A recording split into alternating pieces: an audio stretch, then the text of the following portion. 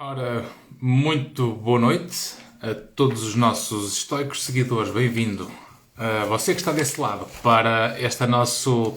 É mais um destes nossos episódios do Livremente, às terças-feiras. O que é que me diz aqui? Ok.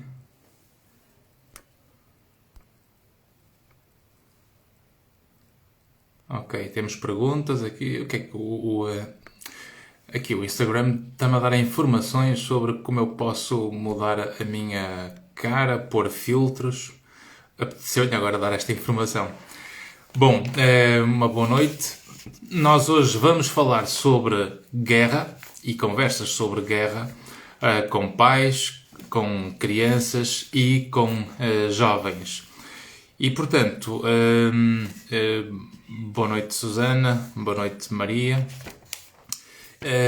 O nosso programa é o nosso programa habitual. O meu nome é Evandro Soares Monteiro, sou psicólogo clínico, professor universitário e diretor da EM Saúde. Quero agradecer a todos os presentes por estarem nesta nossa live habitual, à terça-feira, às 10 da noite em Portugal e às 7 horas da tarde no Brasil. Agradecer também o apoio da EM Saúde e do Jornal da Diáspora Portuguesa, Bom Dia, nosso parceiro desde o início nestas nossas lives. E portanto, boa noite, António. E portanto, nós hoje vamos ter aqui um tema que está na ordem do dia, porque realmente nós que vínhamos de uma fase em que esperávamos o retorno à normalidade com o fim da pandemia, nesta lógica de chamarmos metáfora à pandemia de guerra e, portanto, usarmos a guerra como palavra metafórica para lidar com a pandemia. E o que é certo é que, ao contrário do que se poderia esperar, nesta fase final da pandemia, em que tudo aparenta estar a caminho de uma normalização para que o problema fique endémico, portanto, passe para a população, como acontece com outras doenças, nós agora temos esta realidade que enfrentamos muito triste de uma guerra. Uma guerra pós-pandemia, ou em plena pandemia, melhor dizendo, que realmente não é nada bom para a saúde mental e não é nada bom para o funcionamento social, democrático, o funcionamento, a recuperação da economia. Portanto, tudo agora estamos numa situação muito desafiante para toda a gente. Boa noite, Maria Solica. Boa noite, Sílvia. Boa noite, Cláudia. Viva Nuno, de Luxemburgo. Boa noite, Ana. E, portanto, boa noite, Sílvia. E, portanto, hoje o tema é sobre a guerra e convido-vos, se tiverem questões ou perguntas que queiram colocar, disponham à vontade, porque é para falarmos sobre isso. O que eu vou partilhar hoje tem a ver com algumas orientações que, de um ponto de vista científico, são recomendadas para lidarmos com com a matéria das guerras, não é? Tem a ver com orientações dadas pelos especialistas na área do comportamento, nós psicólogos, os especialistas da excelência na área do comportamento, e tem a ver com as orientações que a Ordem dos Psicólogos Portugueses também tem partilhado e tem vindo a trazer a público uma série de ferramentas e de conteúdos para podermos sensibilizar e darmos este contributo em termos de literacia na área da saúde. Portanto, as notícias que nós vamos vendo, as imagens, a parte das conversas sobre a guerra estão basicamente em todo lado. Nós abrimos as conversas do WhatsApp com os amigos, abrimos as redes sociais, vemos os canais de informação e basicamente todos eles partilham as notícias da guerra. E, como tudo na vida, se o mundo que nós respiramos com mais frequência é o mundo das notícias da guerra e um conjunto de informações que nos molda e contamina em termos emocionais, nós obviamente vamos ficar também influenciados por isso. Portanto, as crianças, os jovens, os pais, basicamente perguntam isto em quase todo o lado. Nas escolas, nas famílias, os netos perguntam aos avós, os avós tentam informar-se para saber se os filhos concordam ou não concordam com essa informação, ou como é que devem transmitir a informação. Portanto, há perguntas e há questões que muitos pais e educadores, ao quererem proteger os seus filhos, muitas vezes não sabem o que dizer ou como orientar as conversas para que não se crie uma vivência em função de medos construídos e em vez de vivermos em função de perigos reais. E, portanto, nós temos que separar aquilo que é medo daquilo que é perigo. O medo é algo construído na nossa cabeça, portanto, nas nossas ideias. É algo que nós realmente construímos cenários do futuro para tentarmos nos adaptar e funcionar melhor. Mas os medos do futuro, ao serem mal geridos, pode desenvolver facilmente ansiedades essas que, se forem mantidas e saturarmos a nossa atenção com as preocupações e os medos que possam existir sobre a guerra, faz com que essas ansiedades possam depois levar ou a comportamentos mais violentos ou a comportamentos de embutamento afetivo, ou seja, das pessoas começarem a desenvolver sentimentos de tristeza, melancolia, e se isso começar a rigidificar, portanto, se a tristeza começar a rigidificar, nós acabamos por desenvolver depressão. E, portanto, ao querer proteger os filhos, nós também, se ignorarmos ou escondermos a realidade, também não estamos a protegê-los, acabamos também por estar a vulnerabilizá-los.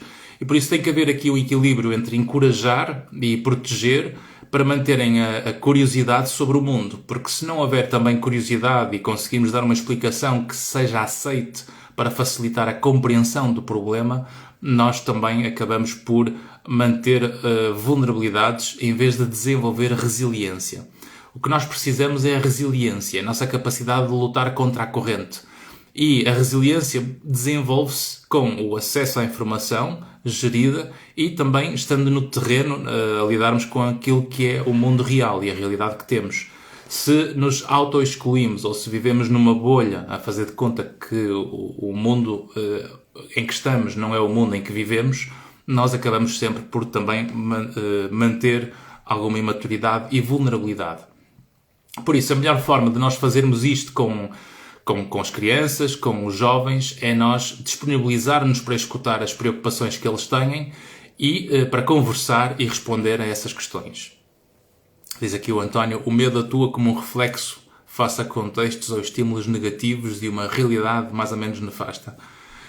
Sim, exato, não é? O medo é um reflexo ou é uma preocupação que nós passamos a ter para o futuro em função do que vemos. Ou seja, o medo é construtivo, o medo tem uma função na nossa vida e, portanto, ele ajuda-nos a funcionar e a adaptar melhor. O medo descontrolado é que se torna problemático, tal como a ansiedade também é saudável. A ansiedade descontrolada é que é problemática, porque a ansiedade é funcional, adapta-nos, faz-nos funcionar na relação com o mundo à nossa volta. E, portanto, sobre a guerra, não é? Porque é que é importante conversarmos sobre a guerra?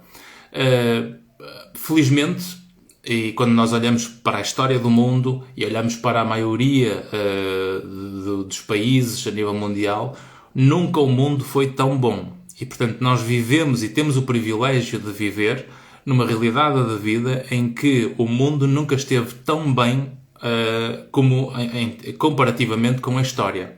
E, portanto, quando nós vemos o mundo que temos hoje com o mundo que era, nós estamos numa fase em que nunca houve tão poucas guerras como agora, porque os conflitos bélicos sempre existiram guerras e conflitos. Mesmo quando nós não temos a exposição à informação nas redes sociais ou nas televisões, se forem procurar, o mundo nos últimos 20, 30 anos sempre teve conflitos bélicos em várias partes do mundo. Agora, esta guerra é que nos está a bater mais perto aqui em termos europeus. Agora, não é porque esta guerra está a bater aqui mais perto em termos europeus que o mundo estava numa paz absoluta e de repente entrou em guerra, ou temos esta guerra agora. Não, sempre tivemos fases e períodos de guerra e a guerra sempre fez parte da história e, infelizmente, enquanto tivermos estas formas de gerir e de ter acesso ao poder, com estes conflitos territoriais e de interesses ligados ao poder, nós vamos ter sempre um conjunto de conflitos bélicos que vão surgir e as populações e os povos desses países acabam sempre por pagar a conta. Diz aqui a Ana, a minha filha sabe o que se passa, mas evite que ela veja notícias, porque vê, fica triste e queixa-se que fica desconfortável. E muito bem, e portanto é natural que fique desconfortável, porque nós todos, ao vermos esta realidade nas nossas televisões ou ouvir de perto nas pessoas que conhecemos. Eu tenho uma assistente em Lisboa, no consultório, na clínica, que ela é ucraniana e de facto percebo de perto e de alguém que tem familiares diretamente ligados à Ucrânia o quanto esta realidade faz um sofrimento atroz por aquilo que as pessoas são obrigadas a enfrentar sem ter pedido isso. E, portanto, é como nós estarmos aqui no nosso dia-a-dia e, de repente, acontece um conflito, uma guerra, e nós temos que deixar de fazer a vida que fazíamos e já não temos o poder de escolha sobre aquilo que nós queremos, e isso leva, obviamente, a uma alteração muito significativa da nossa vida, com o risco de vida, portanto, com o maior perigo de todos, que é a morte. E, portanto, este instinto de sobrevivência aumenta de uma forma significativa e faz com que nós tenhamos a vontade de proteger todos aqueles que gostamos e todos aqueles com que nos identificamos. E é por isso que esta onda e este movimento de proteger os valores da democracia e conseguir lutar por, ou seja, nos revermos nesta proteção aos povos que estão a defender a democracia, realmente levar a esta forma voluntária de nós queremos de facto ajudar, dentro daquilo que é o que nós podemos fazer. Porque todos nós temos sempre uma zona em que nós controlamos e temos poder e influência, e há outro lado da nossa vida que nós, por muito que saibamos as coisas, nós não podemos controlar nem sequer influenciar. E, portanto, há um mundo que se aceita e há um mundo que temos que intervir. E tudo que está ao nosso alcance, nós temos que fazer o que é possível. Portanto, nesta realidade, nós vemos as crianças e os jovens, ainda que de uma forma remota ou não estando perto do conflito, mas conseguimos ver através daquilo que ouvem e veem nos meios de comunicação social, há sempre sentimentos de medo, de dor, de confusão que podem surgir e é importante conversar com as crianças sobre a guerra, dando uma informação que seja simples e apropriada à idade, com uma capacidade deles compreenderem a informação e as experiências, por forma que a informação não as torne inseguras ou com uma sensação de não estarem protegidas. O sentimento de segurança no nosso espaço, no nosso ninho, tem que ser a âncora principal da mensagem quando nós falamos com as crianças e com os jovens. Até para nós próprios.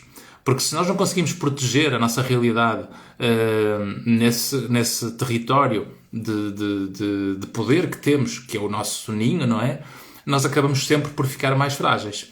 E se nós começamos a ver estes problemas e começamos a ter medo ao ponto de ganharmos insónias, de ganharmos desinteresse, desmotivação, medo de deixarmos de comer em condições, não queremos trabalhar tão bem, eu acabo por estar a alimentar o medo de uma realidade que ainda não está aqui diretamente, em que, pelo acesso à informação e a má gestão dessa informação, eu acabo por alterar os meus ritmos biológicos, psicológicos, sociais, profissionais, académicos ou uma visão espiritual da vida que acaba por causar uma disfunção ou um pior funcionamento no nosso dia-a-dia.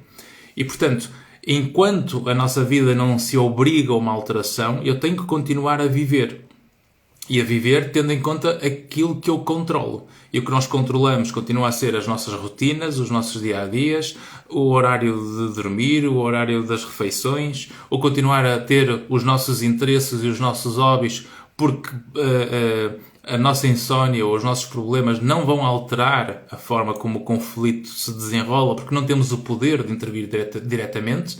E, portanto, nós temos que, se calhar, estar mais preparados para, se eventualmente nestas vindas de refugiados, podermos dar um contributo e um apoio com as nossas melhores capacidades, do que estarmos excessivamente alterados emocionalmente e incapazes de responder com eficácia àquilo que muitas vezes é o que estas pessoas precisam, de um espaço e de uma sensação de segurança, tal como aquilo que eu dizia há pouco, que as crianças precisam, o sentimento de segurança, de proteção e de que aqui estamos seguros. E esse é o pilar mais importante que é preciso ter. Uma pergunta que surge e que aparece muitas vezes é: as crianças não vão sentir-se ainda mais assustadas por estarmos a conversar sobre a guerra? A resposta é não. As crianças não vão sentir-se ainda mais assustadas por estarmos a conversar com a guerra. Ou seja, o essencial é nós escutarmos a criança, responder-lhe de forma sensível, procurando apoiar naquilo que ela está a pensar e a sentir. Porque por muito que conversemos sobre violência, sobre os conflitos, é mais assustador não podermos ter ninguém com quem conversar. Ou seja, podemos partilhar com alguém aquilo que nós queremos dizer e as nossas preocupações, e sabemos que alguém nos ouve e que nos pode transmitir mais segurança para acalmar a nossa agitação. Ou se eu tenho medo de falar daquilo que me preocupa, porque se calhar eu crio uma ideia de que falar as coisas vão piorar. Isto é algo que tem que ser alterado, e não posso ganhar essa mensagem de que falar em voz alta sobre aquilo que me preocupa vai piorar as coisas. Pelo contrário, o que nós sabemos é que quando nós conseguimos falar em voz alta sobre o que nos preocupa com alguém que nos traz segurança e que nos traz um espaço de confiança e que nos faça sentir seguros, geralmente aí há um alívio emocional. Portanto, quando nós conseguimos falar daquilo que nos é difícil, daquilo que nos preocupa, com alguém que nos transmite segurança e nos dá um espaço de proteção e segurança, isso aumenta o nosso alívio e a nossa sensação de segurança e de estabilidade. Por isso é que a psicoterapia também é eficaz e consegue dar um contributo para isso. As pessoas que fazem psicoterapia, por regra, conseguem encontrar eco e um espaço não só para o desabafo, mas alguém que sabe o que fazer com aquilo que é desabafado, através da ciência de comportamento, a psicologia por excelência, e através das estratégias que cientificamente são validadas para poder intervir em cada uma das áreas que as pessoas manifestam os seus problemas. Quer sejam transições, quer sejam conflitos, quer sejam lutos, perdas ou momentos de déficits que as pessoas possam ter. E, portanto, são estas realidades que, se eu falar em voz alta com alguém que eu confio sobre estes problemas, e nós, enquanto pais ou crianças e jovens, poderem ter alguém para poder desabafar e conversar sobre isso, faz com que, ao sermos bons ouvintes e transmitirmos a segurança e a paz e o conforto de que aquilo é uma zona segura, isso faz com que realmente damos um contributo para que a criança e o jovem consiga aliviar um pouco estes sentimentos difíceis e estas preocupações. Obrigado, Daniel. Silva diz aqui: quando damos voz e somos bons ouvintes para os pequenos, podemos falar de todos os assuntos. É isso, de facto, Solange, nós quanto mais conseguimos realmente dar voz e sermos bons ouvintes, nós conseguimos realmente falar de vários assuntos. E diz aqui o Daniel, e bem, que falar em voz alta é difícil. É muito difícil, Daniel, porque nós, por vezes, ou muitas vezes, quando falamos em voz alta de forma espontânea sobre a nossa vida íntima ou pessoal, das nossas preocupações, isto faz com que, muitas vezes, os outros, ao tentarem ajudar, vão julgar e criticar. Então isso acaba por nos inibir. Então eu tenho que conseguir, em vez de deixar de falar, eu tenho que conseguir escolher as pessoas certas para conseguir falar sobre isso. Preferencialmente, os pais devem preencher ou devem procurar preencher esse espaço quando têm filhos pequenos. É nós conseguirmos perceber que os nossos pais, ou seja, os nossos filhos, podem confiar em nós enquanto pais para poderem falar daquilo que os preocupa e que não vão ser julgados e criticados pela negativa com isso. Ou seja, vamos ouvir, vai haver um espaço para uma escuta ativa em que nós vamos transmitir segurança e confiança para que se abram esses canais de comunicação. Portanto, outras perguntas que podem surgir. As crianças conseguem compreender o que é a guerra? O que é que pensam e sentem relativamente à guerra? A guerra não é fácil de nós entendermos ou compreendermos ou aceitarmos, melhor dizendo. mesmo para adultos. Ao fim e ao cabo, a violência contrasta diretamente com as mensagens de respeito, de bondade, de compaixão que nós adultos muitas vezes tentamos transmitir às crianças. E, portanto, as crianças e os jovens compreendem que guerra implica e traz sofrimento. Se perante a mensagem que nós transmitimos de que a violência é a última solução, a violência física é a última solução, e nós não conseguimos mostrar que, falando sobre isso, alivia muitas vezes o sofrimento associado a essa violência, então nós vamos manter mais tempo a violência, e quando nós não sabemos dar sentido ao sofrimento, e isto é importante, porque quando nós não sabemos ajudar a dar sentido ao sofrimento, a vida fica muito mais amarga e muito mais frágil emocionalmente. Por isso é que é muito importante nós conseguirmos falar sobre aquilo que nos preocupa e conseguimos mostrar que falar sobre o que nos faz sofrer traz alívio. Nós conseguimos melhorar mais facilmente e mais rapidamente o nosso mal-estar. Uma guerra, obviamente, é natural que as crianças possam sentir-se mais confusas, mais perturbadas, mais ansiosas, assustadas. Pode haver alterações do sono, como por exemplo ter pesadelos, dificuldades em adormecer ou em acordar. No comportamento também, ter alterações de comportamento, alterações de apetite, ter dificuldades de atenção, de concentração e, portanto, aumentar o número de birras, de irritabilidade fácil. Por isso é que é importante nós conseguirmos entender estes comportamentos, não porque a criança esteja a fazer a birra, mas porque provavelmente ela, como não sabe exprimir emocionalmente, ela é através do comportamento que manifesta, ou pelas alterações físicas que ela tem, que ela depois mostra o sofrimento que está. E, portanto, se eu conseguir ajudar a processar o que é que está à volta da criança, aquilo que ela foi exposta, e conseguirmos perceber a relação entre os contextos, as pessoas, a informação e ela falar em voz alta sobre aquilo que ela sente, toda essa combinação ajuda a aliviar a pressão, ajuda a aliviar estes sintomas para que as reações fiquem com uma frequência menor ao longo do tempo, porque a melhoria não se vê de repente. Ou seja, ninguém deixa de fazer, geralmente na área da saúde mental, a nossa melhoria é sempre observada pela redução da frequência e pela redução da intensidade. Portanto, se o número de episódios vai reduzindo e se a intensidade do sofrimento é menor, isto significa que nós estamos a melhorar. Em todos nós. Crianças, jovens, adultos, idosos, todos nós vemos isso. Diz aqui o Daniel Lacan, disse que a guerra é o contrário do amor. Certo, Jacques Lacan. Pois, mas aqui é que depois também temos aqui outros conceitos que também são desafiantes, não é? Porque no amor há muitas situações de diferenças de opinião, há diferenças de argumentos e muitas vezes essa diferença de argumento pode dar conflitos. E os conflitos podem também ser construtivos para fazer evoluir os processos e a maturidade emocional das pessoas. Portanto, amor não implica ausência de conflito ou de debate, melhor dizendo, ou de conversas duras e pesadas e com assuntos que realmente são fraturantes. É como nós temos na sociedade, temos temas fraturantes na sociedade que, se nós não conversarmos sobre eles, vão continuar a ser muito mais tempo fraturantes. Por isso é que conseguirmos falar sobre aquilo que é fraturante ajuda a ultrapassar o que é fraturante, não é?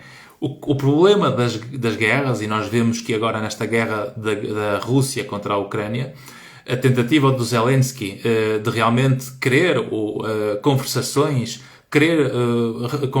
frequentes, regulares, insistir neste patamar, é porque realmente, de um ponto de vista de maturidade, nós sabemos que quem quer conversar e está mais disposto ao diálogo para que vão desconstruindo os argumentos mutuamente, em que eu tenho um ponto de vista, vocês podem ter outro ponto de vista, o que eu digo é contrariado pela vossa opinião, eu tento entender o vosso ponto de vista, se calhar, se os meus argumentos forem piores do que aqueles que vocês sustentaram, eu consigo ceder a esse argumento, e depois sou eu que ganho o vosso argumento, e vamos tentando decompor e aprofundar em partes em que chega uma altura em que nós conseguimos encontrar muito mais aquilo que nos está a unir do que aquilo que nos está a separar.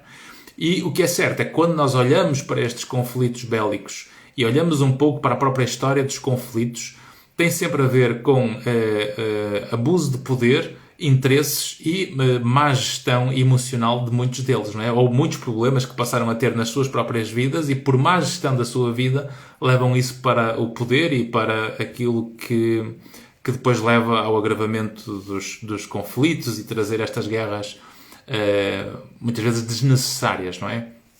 E portanto, como conversar sobre a guerra? E aqui algumas orientações, alguns tópicos e sugestões que podem ajudar, de facto, a conversar sobre a guerra com as crianças e com os jovens. Obrigado, Daniel. E já agora, partilhem esta live com a vossa rede ou marquem nos comentários pessoas que não me estejam a seguir, porque agradeço a vossa ajuda para continuarmos a crescer, porque nós num ano, portanto fez agora isto a propósito do que o Daniel está a dizer, obrigado, as suas palestras são fantásticas, porque nós no espaço de um ano conseguimos passar de cerca de 500, 600 pessoas, quando eu comecei este projeto online em janeiro de 2021, e estamos agora perto das 5.000.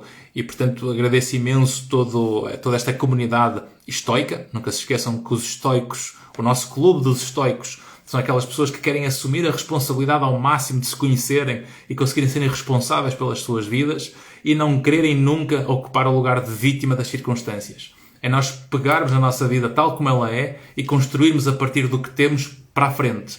Porque todas as vidas que nós devíamos ter ou todas as vidas que eu podia ter tido são sempre melhores do que as vidas que nós temos.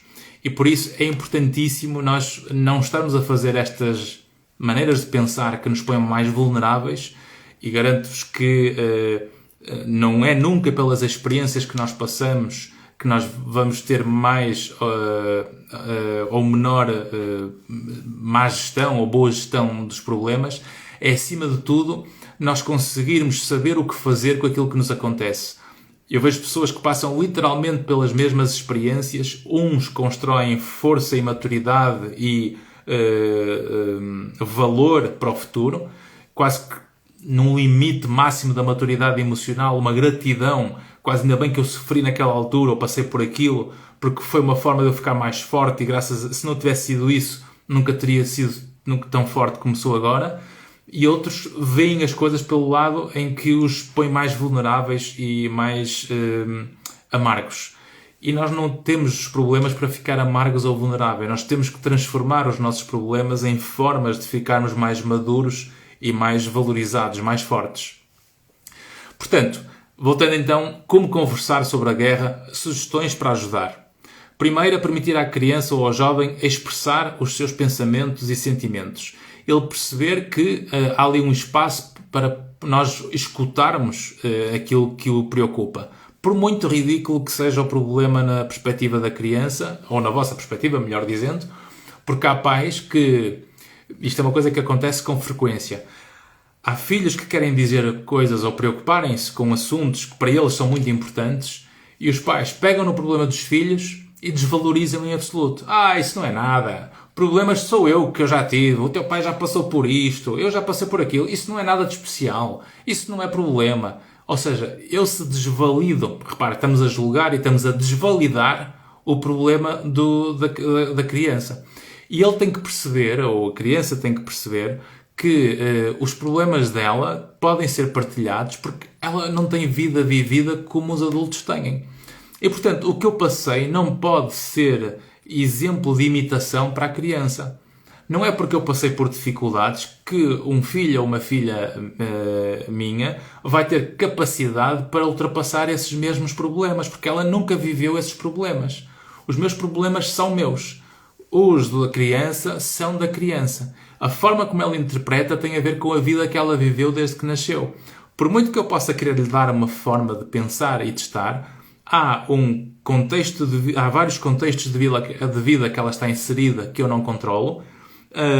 Eu só controlo alguns. Há exposição a certas realidades que nós não conseguimos controlar tudo como pais e, portanto, há uma genética que vem de trás, um aspecto filogenético que faz com que ela seja de determinada forma, e essa filogenia combinada com a ontogenia é aquilo que acontece e que vamos vivendo com a experiência, que combina com essa parte genética, que vai trazendo uma combinação única e nova que a criança vai funcionar.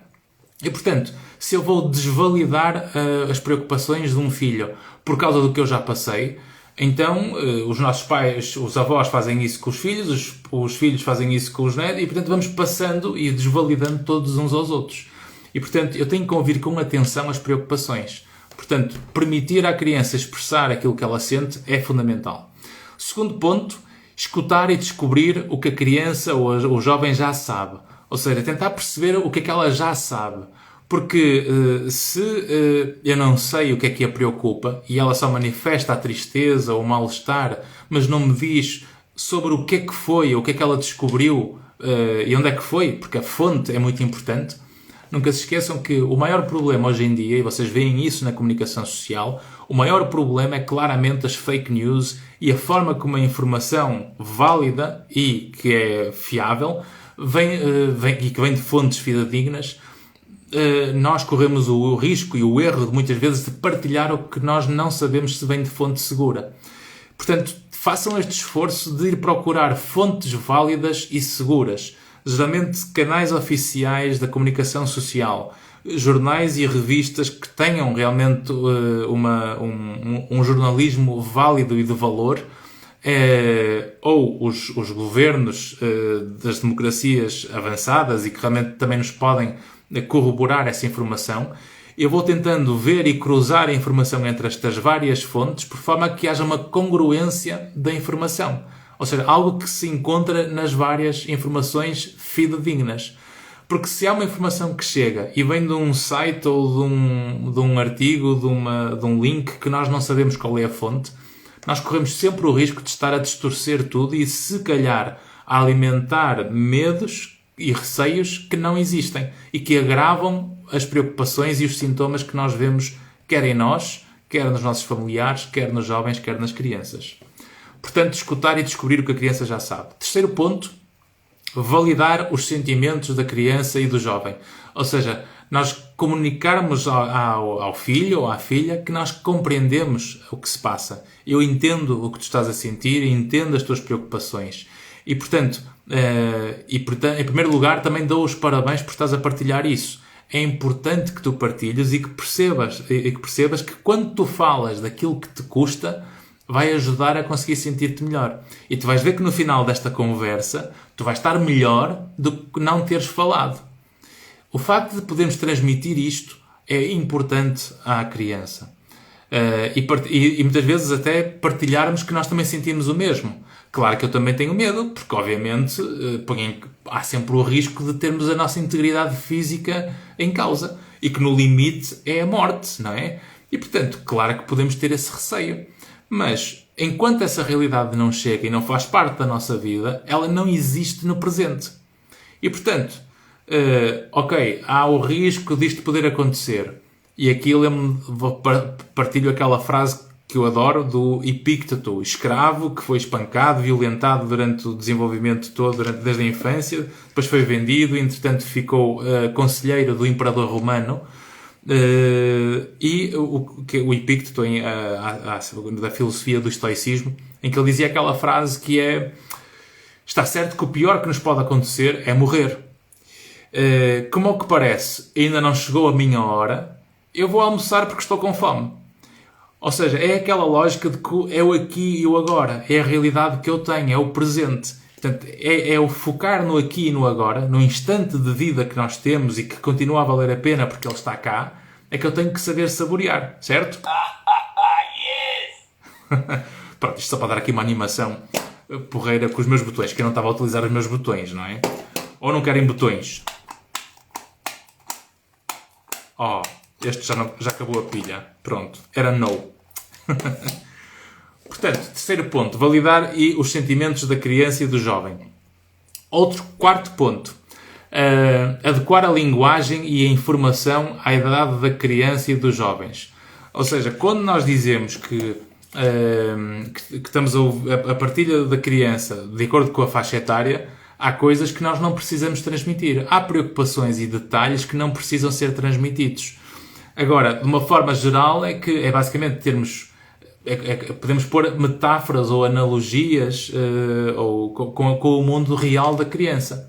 Eu posso fazer simulações como se fosse uma turma na escola entrar em conflito com outra.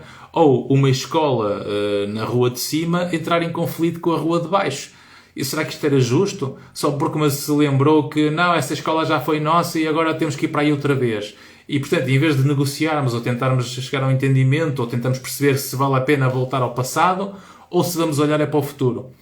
Porque se nós percebermos a história do mundo, por isso é que a memória é fundamental, por isso é que a história é fundamental, por isso é que quando nós não conhecemos a história, vamos cometer muitas vezes os mesmos erros.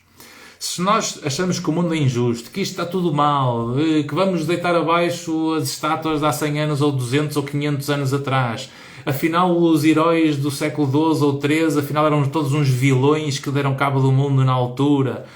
É assim, a pensar assim, então nós não podemos ter nenhum país, não podemos ter democracias, não podemos ter nada neste mundo. Aliás, devíamos quase que ir às origens, ao Egito, e podíamos até destruir todas as pirâmides. Porque as pirâmides do Egito também foram todas feitas com escravos.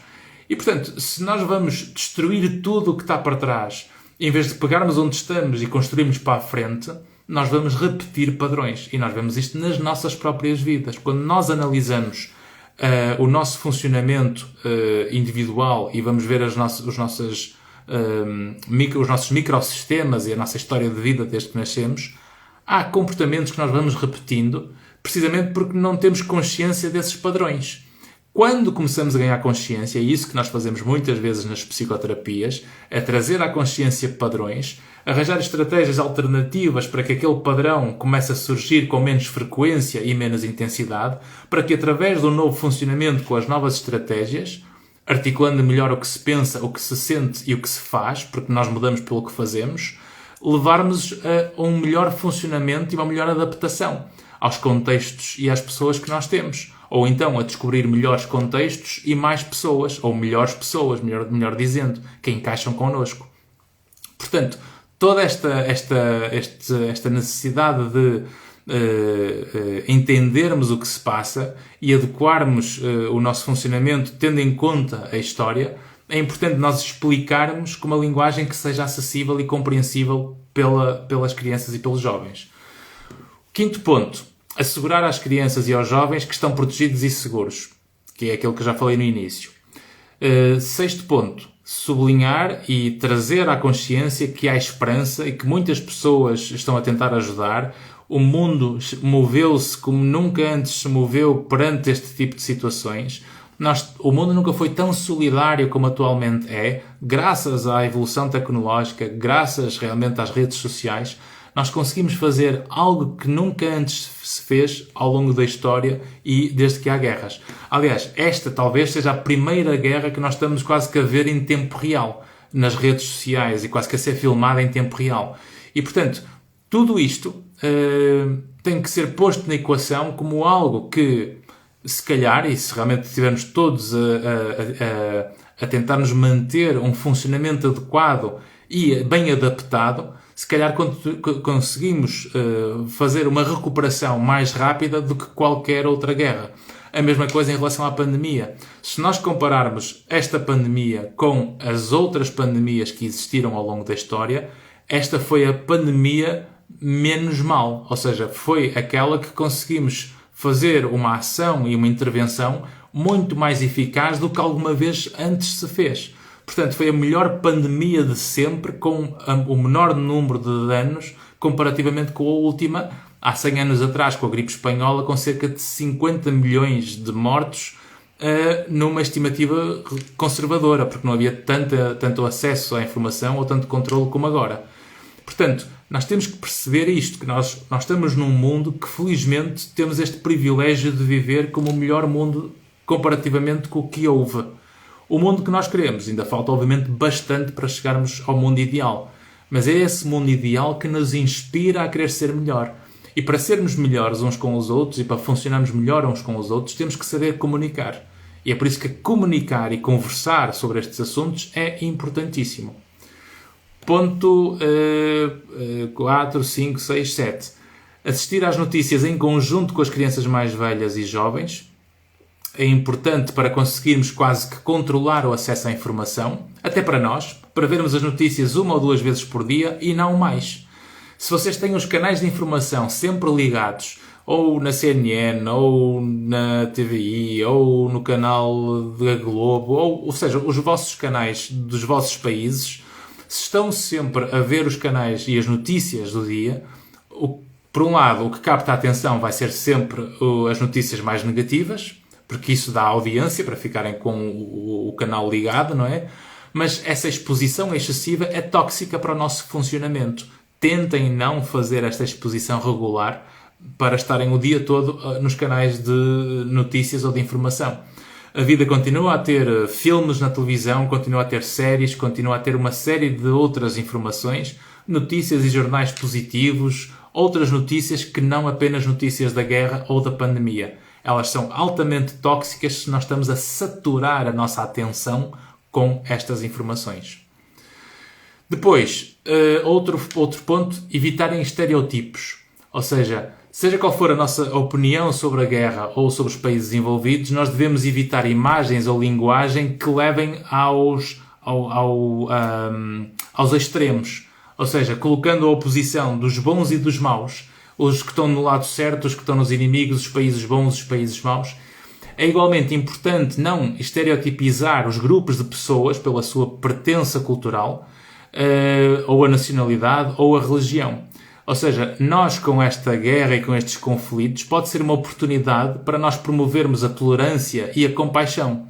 2 aspectos essenciais para evitar guerras, para conseguirmos funcionar melhor uns com os outros. Ou seja, pelo respeito pela diversidade que nós temos de povos e de interesses e de maneiras de pensar e de funcionar. E esta aceitação das características de cada um e que não interfere com a vida uns dos outros, que possamos viver em comunidade, faz-nos funcionar melhor e ter menos conflitos. Portanto, nos casos das crianças mais velhas, também poderemos ajudar a compreender que a guerra traz consequências individuais e sociais para ambos os lados. E, portanto, conversar que isto é um assunto complexo, porque não é uma luta só do bem contra o mal, porque se nós vamos tentar aprofundar muitas vezes as realidades do conflito, nós vamos conseguir ter aqui uma situação que é complexa de entender se eu começar a entender toda a história e tudo aquilo que envolve. De uma forma literal, a guerra, tal como quando vemos, por exemplo, nas escolas, um bully, que é aquele que é o agressor, que ele tenta gozar com a criança que sofre de bullying. A primeira coisa que temos, obviamente, que fazer para entender aquele conflito é realmente parar a violência do agressor para com o agredido. Mas eu tenho que perceber, ao longo do caminho, o que é que levou àquela situação. E há realidades que surgem no meio daquela dinâmica que o comportamento gera comportamento e houve, de certeza, ali uma história que foi facilitando aquela dinâmica até chegarmos à situação que se verifica de conflito. Por isso é que nós entendermos que não é uma realidade simples, mas antes complexa e difícil, não é com violência que nós vamos resolver os conflitos que existem. É essencialmente com o esforço recorrente de melhores entendimentos, com conversações, não é? Outro ponto, utilizar a conversa para encorajar a discussão de outros temas.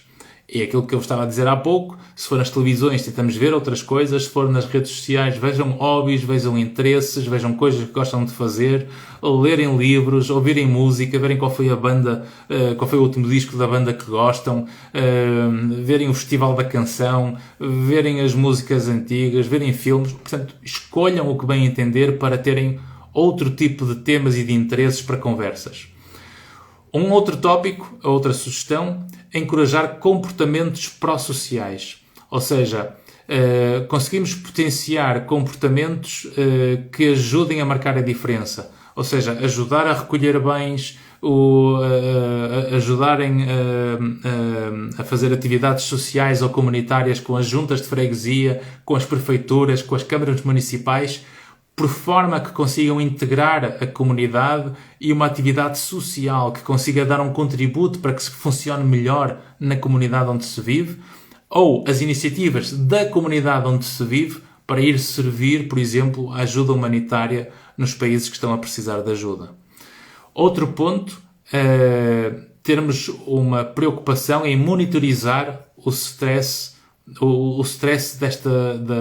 das crianças e dos jovens em termos de saúde psicológica. Ou seja, o seu funcionamento, se ele tem ou não tem sintomas que possam ser de stress significativos. Há uma checklist que se chama Como Me Sinto, que está disponível no site da Ordem dos Psicólogos. Se procurarem checklist Como Me Sinto, vão encontrar provavelmente o PDF disponível na internet. E podem fazer esse instrumento ou esse questionário para perceber se existem ou não sintomas que sejam clinicamente significativos. Se existirem sintomas clinicamente significativos, obviamente procurem um psicólogo, procurem um especialista em saúde mental.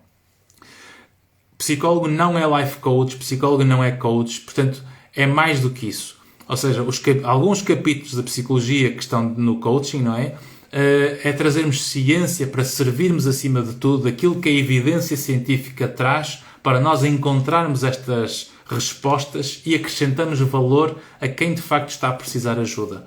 E nesta altura, a ciência e a literacia na área da saúde mental é essencial para a comunidade e para as pessoas. Portanto, espero que usem estes recursos e estas estratégias para esse objetivo.